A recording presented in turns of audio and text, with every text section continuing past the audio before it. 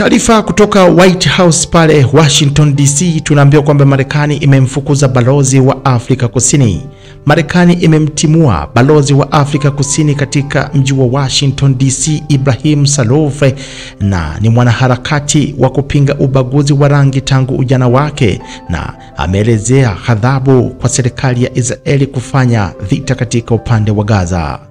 Waziri wa mambo ya nje wa Marekani Marco Rubio amesema kwamba Marekani inamfukuza balozi wa Afrika Kusini katika jiji la Washington. Akizungumza hapo siku ya jana, Rubio amemtuhumu balozi huyo kwa kuichukia Marekani pamoja na Rais Donald Trump. Rubio ameandika katika mtandao wake wa kijamii wa X kwamba balozi wa Afrika Kusini nchini Marekani akaribishwi tena katika nchi yao na hawana la kujadili naye. Kufukuzwa kwa balozi huyo, hatua ya nadra kabisa kuchukuliwa na Marekani, ni tukio la hivi karibuni kabisa la ongezeko la msuguano kati ya serikali katika mji wa Washington pamoja na ile ya mji wa Pretoria.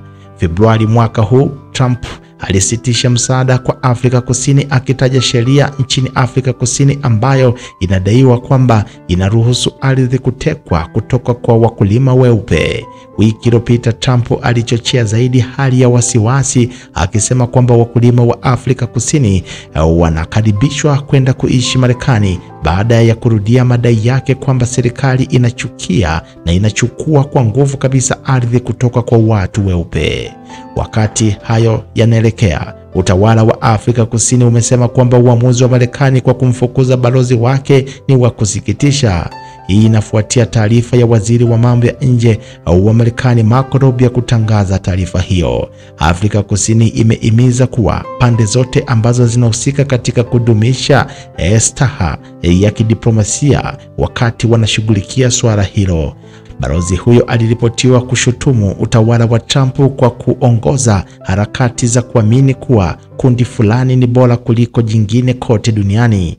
Rais wa Marekani Donald Trump ameshutumu serikali ya Afrika Kusini kwa kuchukua ardhi kutoka kwa wakulima wazungu. Hata hivyo, serikali ya Afrika Kusini imekanusha madai hayo mara kwa mara. Wiki iliyopita Bwana Trump alitoa uraia kwa wakulima wa Afrika Kusini ambao wanataka kuondoka nchini humo Afrika Kusini.